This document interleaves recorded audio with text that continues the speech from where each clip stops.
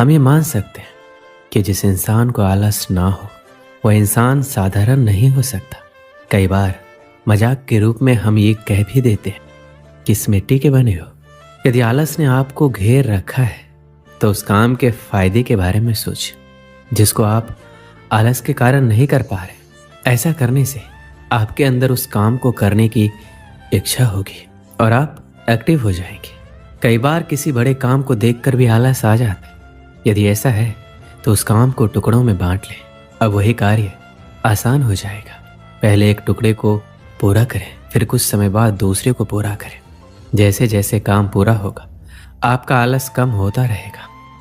श्री कृष्ण ने भागवत गीता में कहा है, किसी भी कार्य को लगातार ना करें। ऐसा करने से आपको थकान होगी, आपको आलस घेर लेगा। काम करते हुए बीच बीच में थोड़ा आराम करते रहें। इस तरीके से आलस आपके पास नहीं आएगा और आप अपने काम को आसानी से पूरा कर लेंगे। हर व्यक्ति का एक लक्ष्य होता है। जब भी आप आलस महसूस करें तो तुरंत अपने लक्ष्य को याद करें। ऐसा करने से आप अच्छा महसूस करेंगे और आपका आलस तुरंत चला जाएगा। अगर आपका कोई लक्ष्य नहीं है तो उसे आज ही बनाएं और आलस से दूर भगाएं। यदि आप चाहते हैं कि आलस आपके पास ना आए तो एक समय में एक ही काम करें। कुछ लोग बहुत से काम एक दिन में या एक साथ करना चाहते हैं, लेकिन जब कार्यों को पूरा करने की शुरुआत करते हैं तो इतने कार्यों को देखकर आलस आ जाता है। अतः एक बार में एक ही कार्य करने की आदत डालें। किसी भी काम को टालना छोड़ दें, क्योंकि काम को टालना भी आलस कहलाता है। जो लोग काम को टालते हैं वो लोग आलसी लोग कहे जाते हैं। कार्य को टालते रहने से कार्य तो पूरा नहीं होता, बल्कि काम को टालने की आदत हो जाती है। तो कार्य को टालना बंद करो, आलस खुद ही भाग जाएगा। आप जो भी काम करें एक योजना बनाकर करें।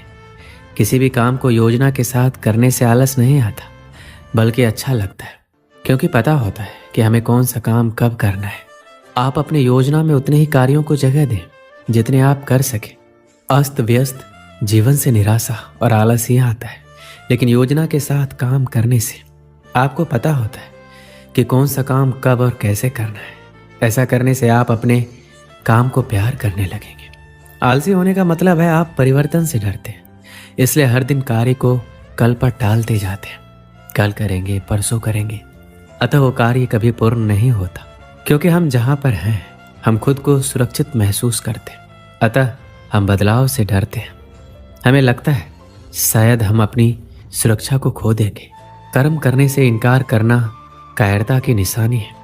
आलस्य और कायरता एक समान है। किसी भी इंसान को तब तक नहीं बदला जा सकता जब तक वो खुद बदलना ना चाहे। फिर भी आप उसको बदलना चाहते हैं तो उसे कोई बड़ी जिम्मेदारी दे सकते हैं या उसे अपने कर्तव्यों का एहसास दिलाकर शर्मिंदा कर सकते हैं। आलसी इंसान में आत्मविश्वास की कमी होती है। कोई भी इंसान तभी बदलता है जब कोई उसकी भावनाओं को चोट करता है। इसलिए आप उसकी भावनाओं पर चोट करें। आप उसकी किसी कमजोरी पर वार करके उसके दिल में चिंगारी लगा सकते हैं। जिस इंसान का कोई लक्ष्य नहीं होता वही इंसान आलसी होता है। इसलिए आप उसको कोई सपना दिखाकर उस लक्ष्य को प्राप्त करने के लिए उत्साहित करें। इसलिए सिर्फ मेहनत करना ही जरूरी नहीं है। हम मेहनत किस कार्य में कर रहे हैं, क्यों कर रहे हैं, उस कठिन मेहनत से हमें क्या परिणाम मिलेगा, ये जानना और समझना भी बहुत आवश्यक है। क्योंकि बिना किसी प्रारूप, रणनीति और परिणाम की सोच के बगैर किए गए कार्य हमें हमारे सपनों को पूरे नहीं होने दें।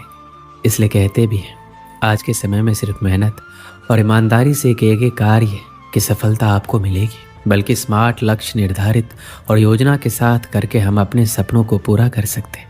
क्योंकि बेशक मेहनत सफलता की गारंटी तो नहीं, पर उसको मिलने के अवसर को बढ़ा जरूर देती है।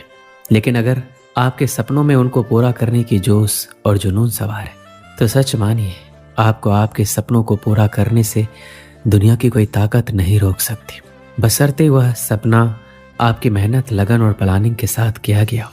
क्योंकि मेरा मानना है सपने जिंदगी में चाहे जितने देखो, हकीकत में वही पूरे होते हैं जो सपने हमारे जिद्दी होते हैं।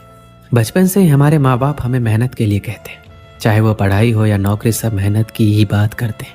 हमारे माता पिता मानते हैं कि आप जितनी मेहनत करोगे आपको उतनी ही सफलता मिलेगी। लेकिन दुनिया में अब तक कोई ऐसा शख्स नहीं हुआ जो सिर्फ मेहनत करके आगे बढ़ा हो। अगर मेहनत से सफलता मिलती तो आज मजदूरी करने वाले सबसे ज़्यादा सफल होते। ये बहुत ही अच्छा और उचित सवाल है कि मेहनत तो हम बहुत करते हैं, लेकिन हमें मन मुताबिक सफलता हासिल नहीं होता। क्योंकि अगर मेहनत की बात करें तो सिर्फ मेहनत करने से सफलता नहीं मिलती और ना ही सपने पूरे होते। अगर ऐसा संभव होता तो आज के समय में एक मजदूर सबसे ज़्यादा सफल और पैसे वाला इंसान होता। क्योंकि सबसे ज़्यादा मेहनत तो असल में वही करता है। वही दूसरी तरफ वो लोग होते हैं जिन्हें हम आलसी बोलते हैं, बल्कि ऐसा कतई नहीं है। वह किसी काम को करना नहीं चाहते, बल्कि वह हर काम को शॉर्टकट तरीके से करना पसंद करते हैं। आप जब उनको देखेंगे तो सोचेंगे कि यह खाली ही बैठा रहता है, लेकिन असल में हर काम वो जल्दी कर लेता है और फिर खाली होकर बैठ जाता है और खाली समय में नई नई जानकारी हासिल करता है। इंसान और मशीन में इतना ही फर्क है कि इंसान सोच सकता है और हर चीज का रास्ता निकाल सकता है।